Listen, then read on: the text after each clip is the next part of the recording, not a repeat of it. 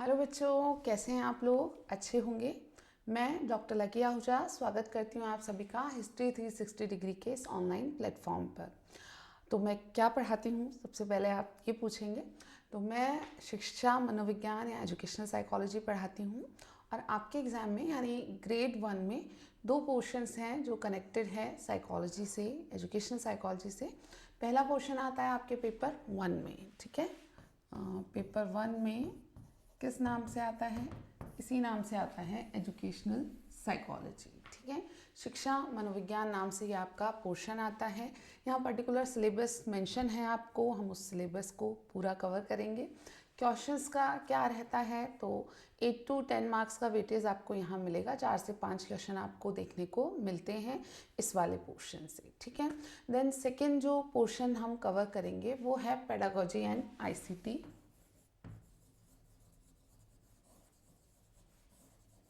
Pedagogy and ICT जो portion है वो आपका रहता है कहाँ पर? पेपर 2 में, यानी आपका जो सब्जेक्ट का पेपर है उसके साथ में, ठीक है।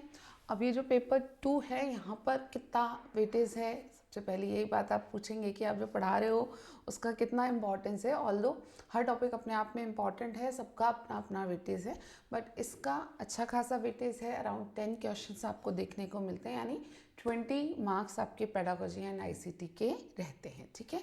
तो इन ऑल जो पोर्शन हम कवर करेंगे वो लगभग 30 मार्क्स का होगा। जो कंटेंट आपका है वो 30 मार्क्स की वेटेज रखता है आपके एग्ज़ाम, ठीक है।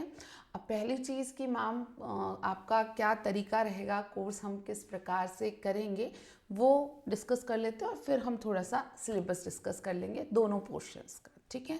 तो तरीका जो रहेगा वो इस प्रकार से रहेगा कि आपको यहाँ सारे टॉपिक्स 1 बाय 1 बिल्कुल कंफर्टेबली समझाए जाएंगे, कंटेंट आपको डिलीवर किया जाएगा, आपको पीपीटीज के थ्रू पढ़ाया जाएगा और वो पीपीटीज पर जो मार्क्ड पीडीएफ होगी वो आपको दी जाएगी, यानी जिससे पढ़ाया है वो मार्क्ड पीडीएफ आपको मिल जाएगी, ठीक है। इसके बाद हर जो भी हम कहीं यूनिट है उस यूनिट के बाद में हम एक एमसीक्यूज़ का सेशन रखेंगे, यानी आपने जो कंटेंट पढ़ा है उससे अब तक कैसे क्वेश्चंस आए हैं, कैसे क्वेश्चंस बन सकते हैं, आगे आपके एग्ज़ाम में कैसे क्वेश्चंस आ सकते हैं, या कैसा कैसा वेरिएशंस जो है क्वेश्चंस का वो संभव है, उन सबको जानने के लिए हम कुछ एमसीक्यूज़ की प्रैक्टिस भी करेंगे, ठीक है। एंड एक बार सिलेबस करने के बाद में हम क्विक रिविजन्स के भी कुछ क्लासेस रखेंगे अगर आप लोग चाहेंगे तो। एंड डेफिनेटली रिविजन्स हेल्पफुल होते हैं, बट उसके लिए क्या ज़रूरी है कि जो क्लास जिस दिन आप पढ़ेंगे उसको उसी दिन वापस से रिवाइज़ कर लेना या अपने स्तर पर उसे दोहरा लेना ज़रूरी है। फिर जो मैं फास्ट रिविज़न कराऊंगी वो हेल्पफुल होंगे। अगर आपने पहले जब मैं पढ़ा रही हूँ तब साथ साथ पढ़ा ही नहीं, तो जो मैं फास्टर मोड पर रिविज़न लूँगी वो आपके लिए हेल्पफुल नहीं होंगे। तो बेटर ये है कि जैसे आपने क्लास लिया उससे आपने अपने कुछ शॉर्ट नोट्स तैयार किए, उसी दिन आपने उसको पढ़ा, बुक को साथ में एज ए रेफरेंस यूज़ लिया, वहाँ से थोड़ा सा कुछ जो नीडेड है वो रीड आउट किया और आपका कंटेंट अपने स्तर पर भी साथ के साथ आपने तैयार कर लिया। तब तो जो हम पूरा सिलेबस होने के बाद में रिवीजन क्लास अगर लेंगे तो वो हेल्पफुल होगी। लेकिन आपने एक बार भी सिलेबस कवर नहीं किया तो मैं जो फास्टर मोड पर रिवीजन कराऊंगी वो आपके लिए हेल्पफुल नहीं होंगी। तो बच्चों जो तरीका है वो बहुत सिंपल है। फोकस क्या है मैम, आपसे हम पढ़ें तो क्या एडवांटेज है? एडवांटेज इतना सा है कि आपको ऑथेंटिक कंटेंट मिलेगा। XYZ इधर उधर की बातें सुनने को थोड़ी कम मिलेंगी, मतलब रेयरली आपको मिलेंगी ऐसी इधर उधर की बातें सुनने को, कि मैं फोकस्ड हूँ कंटेंट पर, कि जो सिलेबस आपको आरपीएससी ने असाइन करके दिया है आप उसे बेहतरीन तरीके से पढ़ पाएँ, उसमें से चीज़ें ना छूटें हमारी। हाँ, कोई चीज़ समझ नहीं आती है तो आप बिल्कुल, संभव है ये कि कभी आपको कोई टॉपिक समझ ना आए तो आप उसे मुझ तक एज अ मैसेज पहुंचा सकते हैं कि मैम ये चीज़ दोबारा बता दीजिए, ये दोबारा समझा दीजिए। मैं बिल्कुल उस चीज़ को 2 बार 3 बार 4 बार जितनी बार आप चाहेंगे समझाने को तैयार हूँ। लेकिन आप एक्सपेक्ट करें कि क्लास में शायरी सुनाई जाए, चुटकुले सुनाए जाए या इधर उधर की जो करंट अफेयर चल रहा है उस पर चर्चा की जाए, तो मैं करंट अफेयर की टीचर नहीं हूँ और मैं उस पर चर्चा भी नहीं करूँगी। मैं अपने सब्जेक्ट के जो टॉपिक्स हैं उस पर ही फोकस रहूँगी, ठीक है।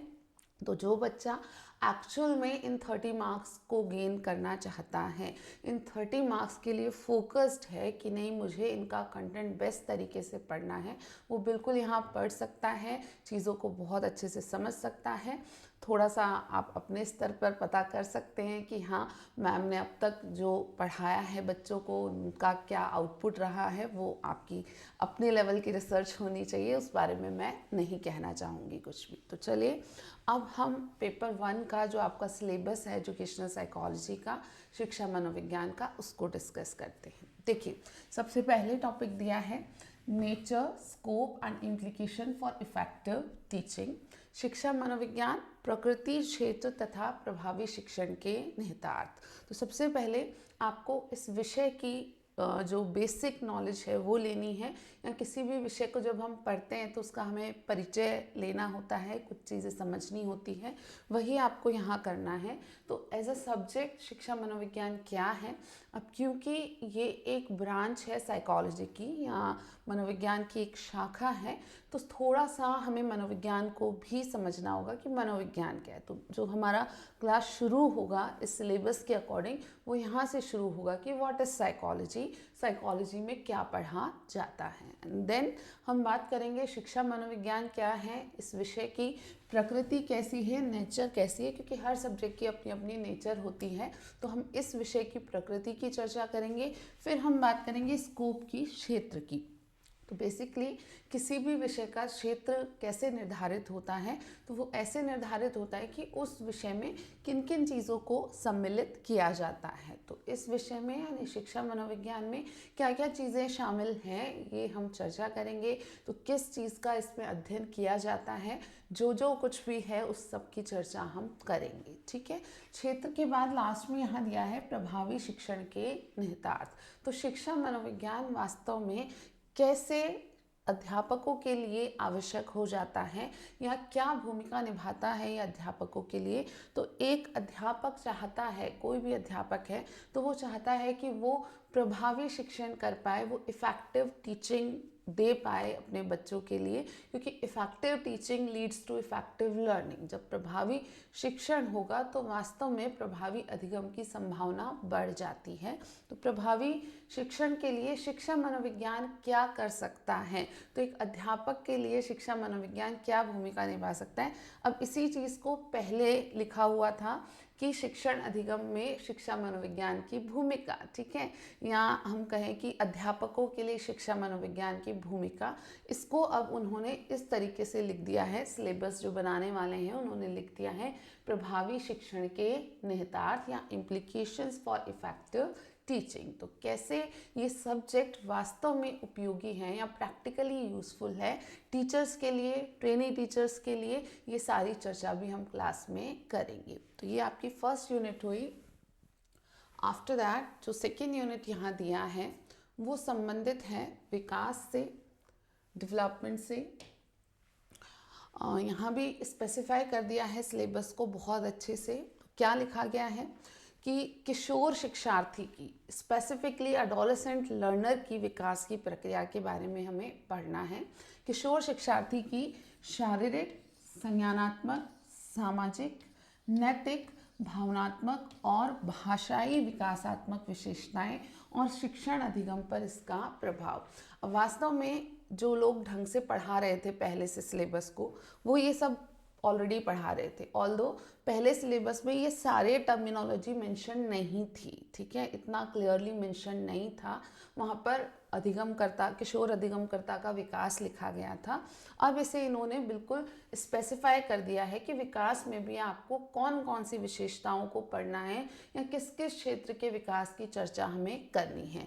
तो हमें शारीरिक विकास की भी बात करनी है, हमें संज्ञानात्मक या बौद्धिक विकास की भी बात करनी है, हमें जो किशोर अधिगम करता है उसके सामाजिक विशेषताएं या सामाजिक विकास की क्या प्रक्रिया है उसकी भी बातचीत करनी है। साथ ही नैतिक विकास के संदर्भ में भी चर्चा होगी। भावनात्मक और भाषाई विकास यानी इमोशनली इन बच्चों में क्या चेंजेस होते हैं और लिंग्विस्टिक रूप से या भाषाई दृष्टि से विकासात्मक क्या परिवर्तन आते हैं इस अवस्था में, किशोर अवस्था में। नाउ देखो, पढ़ना तो हमें स्पेसिफिकली किशोर अवस्था को है, इस बार आपके सिलेबस में मेंशन है, बट जब तक आप ये नहीं जानते कि शारीरिक विकास होता क्या है, संज्ञानात्मक विकास होता क्या है, सामाजिक विकास होता क्या है, नैतिक विकास होता क्या है, हम डायरेक्टली जंप नहीं कर सकते हैं विशेषताओं के ऊपर। तो बेसिकली हम शुरू करेंगे विकास के इन सभी आयामों से। इनके बारे में जो मनोवैज्ञानिकों ने अपने विचार प्रस्तुत किए हैं उसमें काफ़ी प्रसिद्ध मनोवैज्ञानिक भी हैं, जैसे प्याजे हैं, फ्रॉयड है, एरिक्सन है, कोहलबर्ग है। इन सबके सिद्धांतों की एक चर्चा हम रखेंगे क्लास में, यानी इन सबको समझेंगे। और उसके बाद में हम बात करेंगे कि जो किशोर अधिगम करता हैं उनकी क्या विशेषताएं हैं, शारीरिक रूप से, सामाजिक रूप से, मनोवैज्ञानिक रूप से, या हम कहें भावनात्मक रूप से, या भाषाई दृष्टि से। साथ ही यहाँ लिखा है शिक्षण अधिगम पर इसका प्रभाव। अब ये बहुत अप्लाइड बना दिया है पेपर को, जो अंतर आया ना इस बार हर जगह इन्होंने ये लिखा शिक्षण अधिगम पर इसका प्रभाव या शिक्षण अधिगम में इसके निहितार्थ, हर चैप्टर में आपको ये देखने को मिल रहा है। तो इससे जो एक्चुअल में डीपर लेवल पर हम समझ पा रहे हैं वो ये है कि पेपर और ज़्यादा प्रैक्टिकल एंड अप्लाइड होने वाला है। आपको सिचुएशनल क्वेश्चन देखने को मिल सकते हैं। सिचुएशनल क्वेश्चंस क्या होते हैं कि लिखा जाए कि एक बच्चा ऐसा ऐसा करता है तो एक अध्यापक के रूप में आप क्या करेंगे। तो ऐसे क्वेश्चंस अब आपको और ज़्यादा देखने को मिलेंगे। थोड़ा बहुत आना शुरू हो गए थे, लेकिन अब तो सिलेबस में ही ओरिएंटेशन दिख रहा है कि वो लोग प्रैक्टिकली आपकी समझ को जांचना चाहते हैं। सिर्फ थ्योरी बेस्ड क्वेश्चन की प्याजे ने कितनी अवस्थाएं दी या कोहलबर्ग की किस अवस्था का नाम क्या है, इसकी बजाय आपको और प्रैक्टिकल क्वेश्चंस या अप्लाइड क्वेश्चंस देखने को मिलने वाले हैं। तो इन सारी विशेषताओं को हमें पढ़ना है और उसके साथ ही शिक्षण अधिगम पर इसका प्रभाव, यानी बच्चे की किशोर अवस्था का जो बच्चा है या जो किशोर वह बालक है उसके शारीरिक विकास की जो अवस्थाएं हैं उनसे आप क्या इम्प्लीकेशन निकालेंगे, यानी आप उस बच्चे का शिक्षण अधिगम कराने के दौरान किस चीज़ का ध्यान रखेंगे। उसकी जो संज्ञानात्मक विशेषताएं हैं उनको ध्यान में रखते हुए शिक्षण अधिगम के दौरान अध्यापक क्या ध्यान रखेगा, ये सारी चर्चा हमें इस चैप्टर में करनी होगी। आफ्टर दिस थर्ड चैप्टर हमारा आता है जो रिलेटेड है लर्निंग से, अधिगम से। तो शिक्षा मनोविज्ञान का कोई सिलेबस ऐसा बना नहीं जिसमें लर्निंग नहीं हो। आज तक कहीं किसी एग्ज़ाम में किसी जगह पर ऐसा सिलेबस बन ही नहीं सकता जहां हम एजुकेशन साइकोलॉजी पढ़ रहे हैं लेकिन लर्निंग नहीं है। बिल्कुल लर्निंग आएगा ही आएगा, अधिगम हमें पढ़ना ही होगा। ठीक है ना, यहाँ भी स्पेसिफिक हो गए हैं, थोड़ा सा पहले से भी दिया था। ये व्यवहारवादी, संज्ञानवादी और निर्मितवादी तो पहले भी लिखे थे सिलेबस में, यानी जो इससे पहले का आरपीएससी का सिलेबस था ग्रेड 1 का। लेकिन अब इन्होंने व्यवहारवादी, संज्ञानवादी और सामाजिक संज्ञानात्मक यानी सोशल कॉग्निटिव जो अप्रोच है उसको भी अलग से लिख दिया है, तो उसे भी हमें कवर करना है। वास्तव में अधिगम पर मनोवैज्ञानिकों ने बहुत काम किया है, यानी बहुत सारा रिसर्च हुआ है कि वास्तव में लर्निंग प्रक्रिया कैसे होती है और कैसे इसे अच्छा बनाया जा सकता है, या बच्चों को किस प्रकार हम चीज़ें जल्दी लर्न करा सकते हैं, अच्छे से लर्न करा सकते हैं। इस पर काफ़ी ज़्यादा रिसर्च अब तक कर चुके हैं साइकोलॉजिस्ट।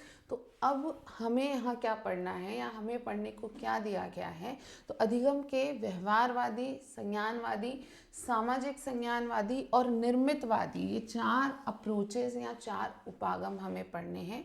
पहला अप्रोच है बिहेवियरिस्ट अप्रोच, व्यवहारवादी जो दृष्टिकोण है अधिगम का, वो वहाँ हम कॉमनली जानते हैं कि हमें थॉर्नडाइक को पढ़ना है, पावलोव को पढ़ना है, स्किनर को, हल को पढ़ना है। ठीक है, देन संज्ञानवादी या कॉग्निटिव जो अप्रोच है वो आपका लिंक करेगा कॉग्निटिव जो डेवलपमेंट आप पढ़ के आए हैं वहाँ से। तो वहाँ प्याजे का या वाइगोत्स्की का या ब्रूनर का व्यू पॉइंट आप ऑलरेडी पढ़ के आएंगे, तो उनको ध्यान में रखते हुए यहाँ हमें गेस्टाल्ट जो विचारधारा है मनोविज्ञान की उसे समझना होगा। जो सूचना प्रक्रमण की विचारधारा है, एटकिंसन शिफ्रिन का जो मॉडल है उसे हमें यहाँ पढ़ना होगा।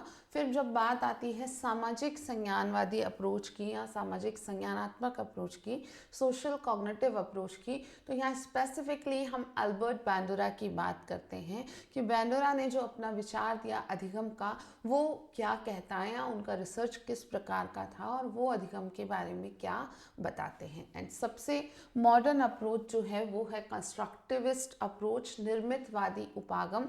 और ये कंस्ट्रक्टिविस्ट अप्रोच जो है वो लर्निंग को एक नए नज़रिए से देखती है और इसके अनुसार कक्षा कक्ष जो शिक्षण है उस पर बहुत बदलावों की आवश्यकता बताई गई और इसके अनुसार बदलाव किए भी गए। जैसे हमारी जो एजुकेशनल पॉलिसीज़ हैं उनमें भी इसको इंक्लूड किया गया। NCF नेशनल करिकुलम फ्रेमवर्क का अगर आपने नाम सुना हो, राष्ट्रीय पाठ्यचर्या जो फ्रेमवर्क आया, ठीक है, उसका आपने नाम सुना हो, तो उसमें भी काफ़ी कुछ इंक्लूड किया गया निर्मितवादी उपागम को ध्यान में रखते हुए। तो अधिगम के ये चारों अप्रोचेस हमें पढ़नी है और साथ के साथ लिखा है इनके सीनियर सेकेंडरी छात्रों के लिए निहितार्थ, यानी सीनियर सेकेंडरी के जो आपके छात्र होने वाले हैं उनके लिए ये सभी सिद्धांत क्या कहते हैं या व्यवहारवादियों के अनुसार इन छात्रों को कैसे पढ़ाया जाए, संज्ञानवादी विचारधारा के अनुसार इन छात्रों के लिए क्या किया जाए,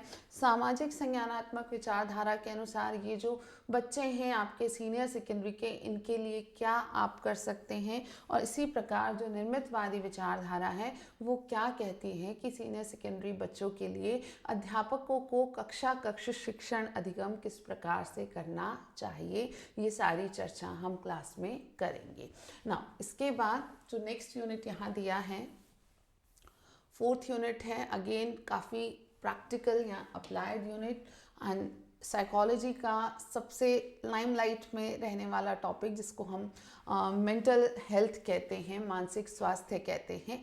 और बहुत काम मानसिक स्वास्थ्य पर हो रहा है, किया जा रहा है। अब हमारे देश में भी लोगों को जागरूक किया जा रहा है मानसिक स्वास्थ्य को लेकर के।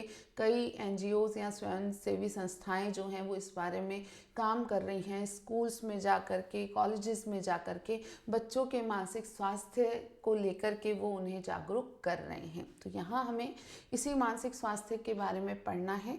तो मानसिक स्वास्थ्य की अवधारणा और उसका अनुप्रयोग, तो मेंटल हेल्थ है क्या, इसका कॉन्सेप्ट हमें पढ़ना है, इसकी अवधारणा हमें पढ़नी है और फिर हमें पढ़ना है इसका अनुप्रयोग। अनुप्रयोग इस कि कैसे अप्लाई है होता है ये कॉन्सेप्ट हमारा एक्चुअल में, कैसे हम इस चीज़ को क्लासरूम में यूज़ लेंगे कि बच्चों के मेंटल हेल्थ को ध्यान रखते हुए हम क्लास में क्या क्या चीज़ें करेंगे या करने का ध्यान रखेंगे।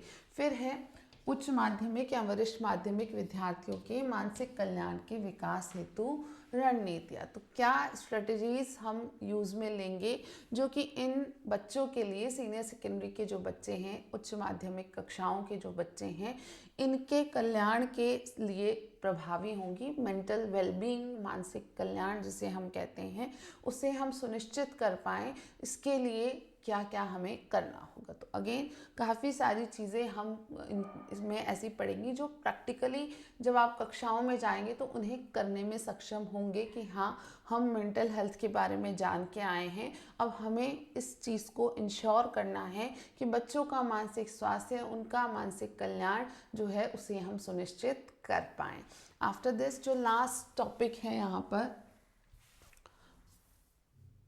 एजुकेशनल साइकोलॉजी में, वो आता है सामयिक बुद्धि या सामयिक बुद्धिमत्ता और सामाजिक सामयिक शिक्षा, social emotional learning. Social emotional learning हमारे सिलेबस में फर्स्ट टाइम जोड़ा गया है। इससे पहले सोशल इमोशनल लर्निंग हमारे सिलेबस में नहीं था, ठीक है। तो सोशल इमोशनल लर्निंग एक मॉडर्न अप्रोच है, अगेन एक नई विचारधारा है जो कि सामयिक बुद्धिमत्ता के महत्व को ध्यान में रखती है। सोशल इमोशनल लर्निंग बेस्ड है इमोशनल इंटेलिजेंस को इम्प्रूव करने पर, कि बच्चों का जो सामयिक बुद्धि है वो वास्तव में कुछ हम कहें अच्छा हो पाए या सभी बच्चे सामूहिक रूप से बुद्धिमत्ता प्रदर्शित कर पाएँ, ये सुनिश्चित करने के लिए सामाजिक सामूहिक अधिगम की जो अवधारणा है वो उपयोग में ली जा रही है। तो ये दोनों इंटरलिंक्ड कॉन्सेप्ट हैं, इसलिए इनको यहाँ साथ में दिया गया है। अगेन ये भी दिखा रहा है कि बहुत ही अप्लाइड सॉर्ट ऑफ पेपर आपका आने वाला है। जो भी 4-5 क्वेश्चन होंगे, संभावना है कि वो प्रैक्टिकल अप्रोच वाले ही होंगे। ऑल्दो थ्योरी हमको पढ़नी होगी, ना ही तो हम विकास के सिद्धांतों को बिना पढ़े प्रैक्टिकली आंसर कर सकते हैं और ना ही हम अधिगम के सिद्धांतों को बिना पढ़े ऐसे आंसर्स कर सकते हैं। तो ये हमारी एक कहें अप्रोच रहेगी कि हम थ्योरीज को पढ़ के और फिर प्रैक्टिकल्स आंसर्स करने की ओर बढ़ पाएंगे। ठीक है, तो ये आपका शिक्षा मनोविज्ञान वाला सिलेबस हुआ। अब हम बात करेंगे सेकेंड पोर्शन की, जो पेपर 2 में आपका सिलेबस आता है उसकी। वो रिलेटेड है पेडागोजी एंड आईसीटी से, शिक्षा शास्त्र तथा आईसीटी दोनों से रिलेटेड है। ICT information and communication technology, सूचना एवं संचार तकनीकी। ठीक है, तो यहाँ पहले हम बात करेंगे किसकी, पेडागोजी वाले पोर्शन की। पेडागोजी में कुछ टॉपिक स्पेसिफाइड हैं, आपको 4 टॉपिक हैं, उन चारों को हम डिस्कस कर लेते हैं। तो सबसे पहला टॉपिक जो दिया है पेडागोजी में वो है संप्रेषण कौशल तथा विविध मौखिक एवं अमौखिक कक्षा संप्रेषण रणनीतियों का उपयोग, communication skills and use of various verbal and non verbal classroom communication strategies. तो कक्षा में जो शिक्षण अधिगम प्रक्रिया है उसका बेस, उसका आधार माना जाता है संचार की प्रक्रिया को, कम्युनिकेशन की प्रोसेस को। उसी कम्युनिकेशन को यहाँ हमें सबसे पहले पढ़ना है। तो संचार या संप्रेषण क्या है, संप्रेषण कौशल, कम्युनिकेशन स्किल जो है उसके क्या क्या पार्ट्स हैं, या कम्युनिकेशन स्किल्स में इफ़ेक्टिवनेस कैसे लाई जाए, प्रभावी संप्रेषण कौशल कैसे किया जाए, क्या बाधाएं उत्पन्न हो सकती हैं कक्षा कक्ष संचार के दौरान, उन बाधाओं को दूर करने के लिए हम क्या क्या ध्यान में रखेंगे, ये सारी चर्चा हमें करनी है। उसके बाद क्या क्या अलग अलग verbal and non verbal strategies होती हैं, तो मौखिक और अमौखिक या शाब्दिक एवं अशाब्दिक रणनीतियाँ कौन सी हैं संचार की, जिन्हें हम कक्षा कक्ष में उपयोग में लेते हैं, उन सब की चर्चा हमें करनी होगी। तो सिंपल है, वैसे ये शब्द डिफ़िकल्ट लग रहे होंगे आपको, verbal and non verbal strategies या शाब्दिक मौखिक एवं अमौखिक रणनीतियाँ, बट बेसिकली एक्चुअल में जो कम्युनिकेशन है, इवन ये जो कम्युनिकेशन हम लोगों के बीच हो रहा है, यहाँ भी मौखिक और अमौखिक दोनों स्ट्रेटजीज यूज़ हो रही हैं, वर्बल एंड नॉन वर्बल दोनों स्ट्रेटजीज यूज़ हो रही हैं।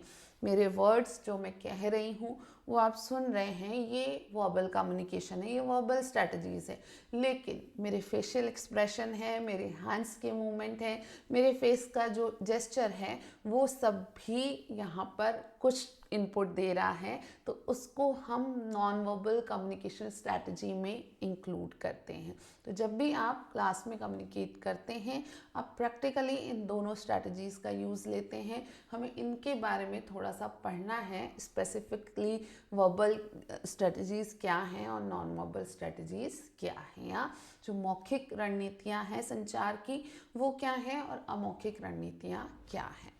चलिए, इसके बाद जो दिया है हमारे को सिलेबस में वो टीचिंग मॉडल्स के बारे में है। पेडागोजी में सबसे इम्पॉर्टेंट टॉपिक कोई बन पड़ता है तो वो है टीचिंग मॉडल्स। ठीक है, तो शिक्षण के कुछ प्रतिमान हैं, कुछ मॉडल्स हैं जो अलग अलग शिक्षाविदों द्वारा प्रस्तुत किए गए हैं, या जो भी अनुभवी शिक्षाविद हुए, एक्सपीरियंस्ड एजुकेशनिस्ट हुए, उन्होंने अपने अनुभव के आधार पर अपने तरीके से बताया है कि किस प्रकार कक्षा कक्ष में शिक्षण करवाया जाना चाहिए। तो उन्होंने कुछ फोकस बताया कि पूरी जो प्रक्रिया है शिक्षण की उसका फोकस क्या होना चाहिए, कुछ उन्होंने स्टेप बाय स्टेप प्रोसेस को बताया है और कुछ अन्य चीज़ें भी बताई हैं। तो टीचिंग मॉडल्स अगेन एक अच्छी बात जो है यहाँ पर कि इस बार सिलेबस में क्या किया है, तो इस बार सिलेबस को बहुत स्पेसिफाई कर दिया गया है, बिल्कुल क्लियर पॉइंट टू पॉइंट चीज़ें मेंशन कर दी गई हैं। तो यहाँ क्या किया गया है कि शिक्षण प्रतिमान में अग्रिम संगठक और परीक्षा प्रशिक्षण, advance organizer model and inquiry training model, ये सूचना प्रक्रमण जो ग्रुप है उससे हमें पढ़ने हैं। तो जो टीचिंग मॉडल्स हैं उनके 4 ग्रुप्स हैं, उन 4 अलग अलग ग्रुप्स को हमें पहले समझना है और फिर उनमें से आपको 3 ग्रुप्स के मॉडल दिए गए हैं। जैसे इस सूचना प्रकरण में से 2 मॉडल हैं और बाकी दोनों ग्रुप से एक एक मॉडल हमें दिया है, तो ये चारों मॉडल हमें पढ़ने हैं। तो ये नेक्स्ट मॉडल जो है ग्रुप इन्वेस्टिगेशन समूह अन्वेषण मॉडल, ये सामाजिक अंतःक्रिया जो फैमिली है या ग्रुप है मॉडल्स का उसमें से दिया गया है। देन कम्स अनिर्देशित प्रतिमान नॉन डायरेक्टेड टीचिंग मॉडल, ये पर्सनल डेवलपमेंट नाम से एक ग्रुप है टीचिंग मॉडल्स का, उसमें से हमें दिया गया। तो यहाँ अभी मैं बहुत कुछ डिस्कस नहीं कर सकती क्योंकि टीचिंग मॉडल को बिल्कुल ज़ीरो से हमें पढ़ना होता है कि टीचिंग मॉडल क्या है, उसके क्या क्या कंपोनेंट होते हैं, उसके क्या फंक्शंस होते हैं, ये कैसे टीचर्स के लिए इम्पॉर्टेंट है और कौन से अलग अलग ग्रुप्स या फैमिलीज़ हैं टीचिंग मॉडल्स के। एंड फिर उसमें से हमें जो स्पेसिफिक 4 मॉडल दिए गए हैं उन चारों मॉडल को हम 1 बाय 1 पढ़ेंगे, ठीक है। आफ्टर दैट नेक्स्ट जो टॉपिक दिया है यहाँ पर वो रिलेटेड है किससे, टीचिंग लर्निंग मटेरियल से, TLM से, ठीक है। तो आप सभी क्योंकि एक प्रोफेशनल डिग्री लेके आए हैं एजुकेशन में, थोड़ा बहुत भी आप जानते हैं, तो TLM नाम तो आपने ज़रूर सुना होगा, टीचिंग लर्निंग मटेरियल, शिक्षण अधिगम सामग्री, ठीक है। तो यहाँ हमें शिक्षण अधिगम सामग्री क्या है, शिक्षण अधिगम सामग्री कैसे तैयार की जाती है, ये समझने के लिए दिया गया है। तो शिक्षण के दौरान शिक्षण अधिगम सामग्री को तैयार करना और उपयोग करना, तो बहुत सिंपल वे में हम ये जानेंगे कि TLM क्या होते हैं, कैसे ये महत्व रखते हैं, क्या इनके यूजेस हैं या फंक्शंस हैं, और TLM कैसे प्रिपेयर किया जाना चाहिए या कैसे प्रिपेयर होता है, इस प्रोसेस को हमें थोड़ा सा समझना होगा। इसी बीच में हमें TLM का क्लासिफिकेशन भी समझ लेना है क्योंकि जब हम TLM पढ़ना शुरू करते हैं, शिक्षण अधिगम सामग्री के बारे में जानना शुरू करते हैं, तो सबसे इम्पॉर्टेंट हो जाता है TLM का क्लासिफिकेशन कि कौन कौन सी अलग अलग शिक्षण अधिगम सामग्रियाँ उपलब्ध होती हैं और कब आप कौन सी सामग्री को बनाएंगे, तैयार करेंगे, ये भी थोड़ी समझ आपको होनी चाहिए। तो ये सारी चर्चा हम यहाँ इस सिलेबस में करने वाले हैं। देन जो लास्ट टॉपिक है यहाँ पर पेडागोजी में वो है कोऑपरेटिव लर्निंग, सहकारी अधिगम।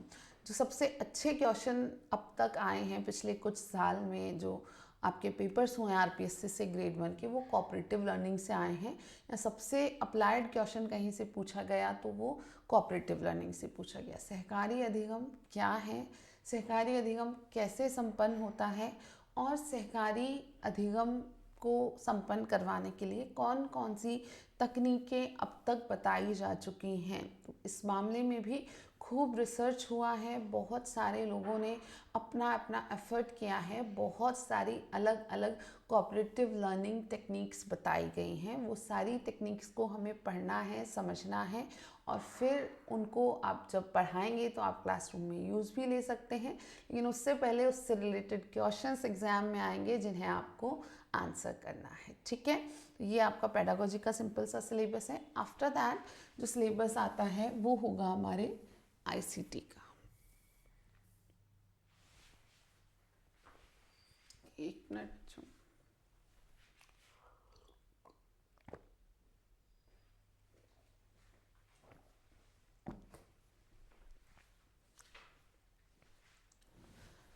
देखो जो बच्चे पहले एग्ज़ाम दे चुके हैं या तैयारी कर चुके हैं वो जानते हैं कि ICT के सिलेबस में मेजर चेंज किया है, ठीक है ना तो एजुकेशनल साइकोलॉजी में इतना बड़ा चेंज हुआ है, ना पेडागोजी में इतना बड़ा चेंज हुआ है। सबसे बड़ा चेंज जो इस बार RPSC ने किया वो ICT के सिलेबस में किया है। अगेन मुझे जो नज़र आ रहा है सिलेबस की थीम से वो यही लग रहा है कि इसको भी थोड़ा सा और प्रैक्टिकल कर दिया गया है और अप्लाइड कर दिया गया है, ठीक है। जैसे पहला टॉपिक यहाँ मेंशन किया है, concept of ICT and digital learning.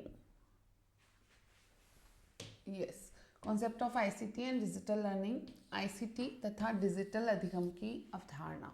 तो स्पेसिफिकली लिख दिया गया है कि आईसीटी क्या है, डिजिटल लर्निंग क्या है, दोनों कॉन्सेप्ट्स की समझ आपको होनी चाहिए। दोनों में क्या अंतर है ये भी हमें पता होना चाहिए।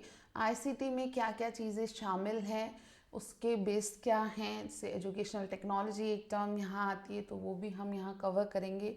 फिर वहाँ ET1, ET2, ET3 करके टर्मिनोलॉजी आती हैं, उन सबको भी हम यहाँ समझेंगे। अब यहाँ अज्यूम किया जा रहा है कि आपको कंप्यूटर्स की समझ है, आपको बेसिक कंप्यूटर आता है, आपको ऑलरेडी क्योंकि स्मार्टफोन यूज़ लेना आता है तो आपको कंप्यूटर की बेसिक नॉलेज है, ऐसा यहाँ अज्यूम किया जा रहा है। और मैं भी ऐसा अज्यूम करती हूँ कि आपको बेसिक्स ऑफ कंप्यूटर की इनपुट क्या है, आउटपुट क्या है, सॉफ्टवेयर्स क्या है, हार्डवेयर क्या है, रैम क्या है, रोम क्या है, वेब क्या होता है, या फायरफॉक्स क्या है, क्रोम क्या है, ईमेल क्या होती है, ये बेसिक्स आपको समझ होनी ही चाहिए। ठीक है, क्योंकि ये सिलेबस इस ओरिएंटेशन से बनाया गया है कि आज का बच्चा इन सबसे अवेयर है, वो जानता है, वो ऑलरेडी ऑनलाइन टीचिंग में इंटरेस्टेड है, वो पढ़ रहा है ऑनलाइन, तो वो इन बेसिक चीज़ों को समझता है। ये सोच के, इस विचार के साथ ये सिलेबस आपको दिया गया है। ठीक है, क्योंकि आप आज के स्टूडेंट हो और कल के अध्यापक हो। ठीक है, तो ये माना गया क्योंकि आज का स्टूडेंट ऑलरेडी अवेयर है इन कॉन्सेप्ट्स को लेकर के। ठीक है, तो आप यूज़ भी ले पाओगे कल को, जब आप एज अ टीचर क्लासेस में जाओगे तो आप ऑनलाइन लर्निंग को या डिजिटल लर्निंग को आगे अपने उपयोग में भी ले पाएंगे। ये यहाँ अज्यूम किया जा रहा है। तो यहाँ हमें कॉन्सेप्ट्स को समझना है विद दैट थॉट कि आपको कंप्यूटर्स की बेसिक नॉलेज है। ठीक है, तो हम डिजिटल लर्निंग को स्पेसिफिकली समझेंगे। यहाँ भी कुछ थ्योरेटिकल पोर्शन जैसे कुछ डेफिनेशंस वगैरह कभी कभी पूछी गई हैं तो हम उनको कवर करेंगे। प्रैक्टिकली समझेंगे कि हाँ क्या डिफरेंस है डिजिटल लर्निंग में और आईसीटी के कॉन्सेप्ट में। इसके बाद में स्पेसिफाई कराया गया है आपको e learning and virtual classes, e learning और वर्चुअल कक्षाएं, आपको ये एक टॉपिक दिया गया है। सो ई लर्निंग क्या है, वर्चुअल क्लासेस क्या है, वर्चुअल क्लासरूम्स क्या होते हैं, इन सबको हमें समझना है।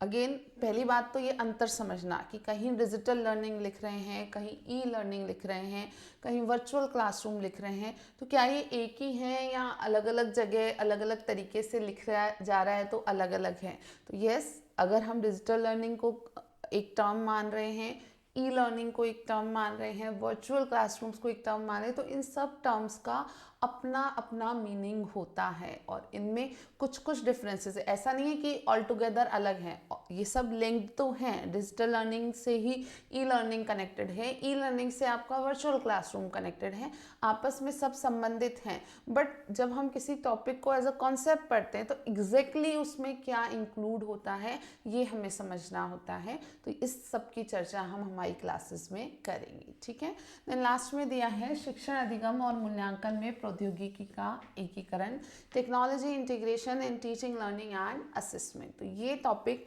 हम कहें कि बहुत अलग है, बिल्कुल नया है।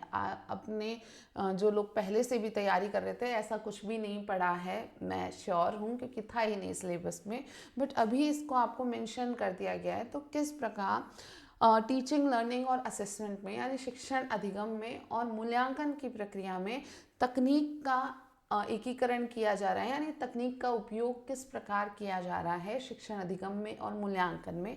अब ये देखने में सिंपल टॉपिक लग सकता है बट एक्चुअल में इसे एक ऑथेंटिक कंटेंट से, बुक्स से, या हम कहें ऑथेंटिक जो हमारी वेबसाइट्स हैं वहाँ से लिंक करके दिया गया है, वहाँ ये मेंशन्ड है और मैंने जो इंक्लूड करा है कंटेंट वो भी वहीं से लिया है। ठीक है, ताकि आप ऑथेंटिक चीज़ें ही पढ़ें, स्टैंडर्ड चीज़ें ही पढ़ें। तो सीधी सी बात है कि इसमें कुछ मॉडल्स होते हैं। ठीक है, कुछ स्पेसिफिक मॉडल्स हैं कि ये इंटीग्रेशन अलग अलग तरीके से हो सकता है और हर मॉडल इसे अलग तरीके से मेंशन करता है। तो वो सारे मॉडल हमें यहाँ पढ़ना है। इन जनरल तो हम पढ़ेंगे कि कैसे तकनीक का उपयोग होता है शिक्षण अधिगम एवं मूल्यांकन की संपूर्ण प्रक्रिया में, लेकिन जो स्पेसिफिक चीज़ें हैं कि कौन कौन सा मॉडल क्या कहता है वो भी हमें यहाँ पर पढ़ना है। ठीक है, तो ये आपका सिलेबस हुआ पूरा।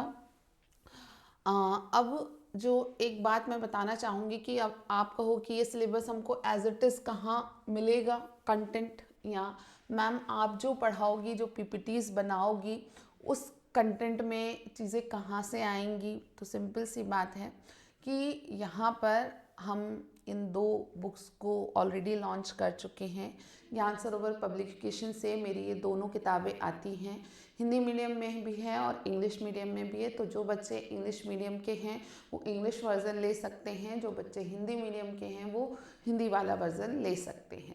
दोनों पार्ट यानी जो पेपर 1 का एजुकेशन साइकोलॉजी है और जो पेपर 2 का पेडागोजी आईसीटी है वो यहाँ पर इंक्लूड किया गया है, यहाँ पर रखा गया है। हम दोनों पार्ट्स को यहाँ पर एक साथ पढ़ सकते हैं।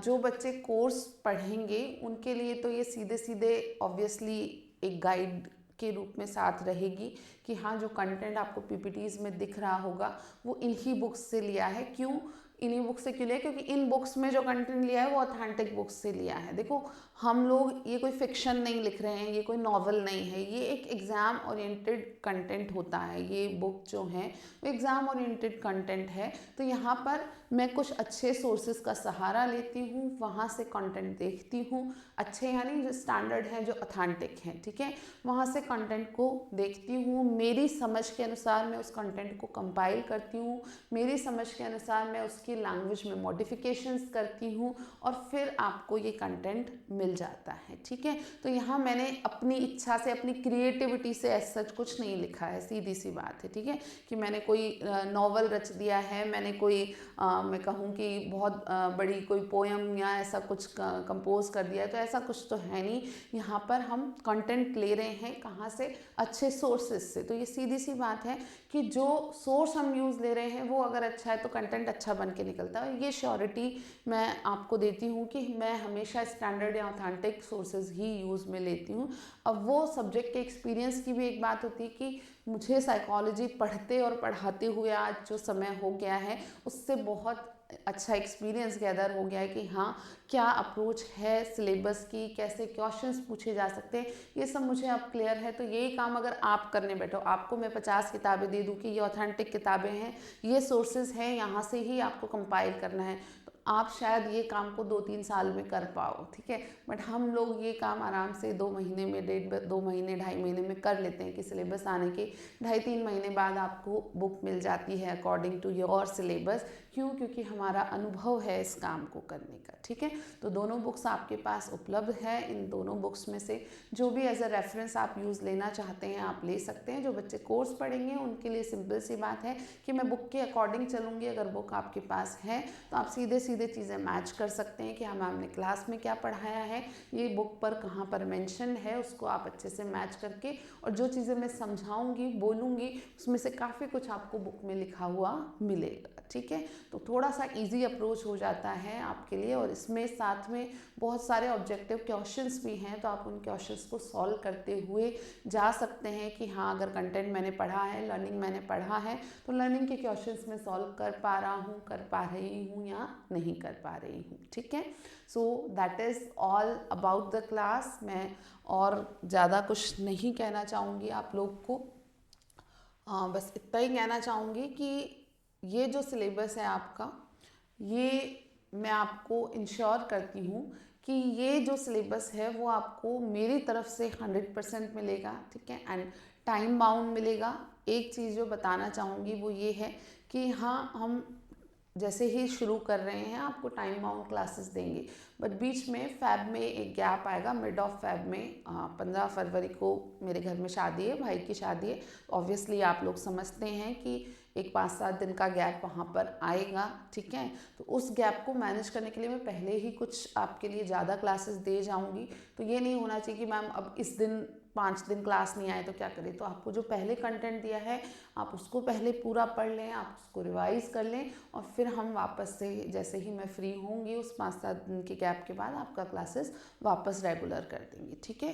तो ये नहीं कि बहुत ज़्यादा कोई आपको 20 दिन 15 दिन तक इंतज़ार कराया जाएगा, वो नहीं है, लेकिन जो गैप है वो ऑलरेडी मैं बता रही हूँ कि आएगा 5 to 7 डेज़ का, उसको आपको मैनेज करना है समहाउ, ठीक है। So that is all. अगर आपकी कोई क्वेरीज़ हैं, कुछ क्वेश्चंस हैं, तो आप कमेंट बॉक्स में भी पूछ सकते हैं या मुझ तक किसी भी मीडियम से मैसेज पहुंचा सकते हैं। अगर आप सोशल मीडिया का कोई पर्टिकुलर मीडियम यूज़ लेते हैं तो I am available on Facebook और इंस्टा और यूट्यूब, कहीं पे भी आप मैसेज पहुंचा सकते हैं।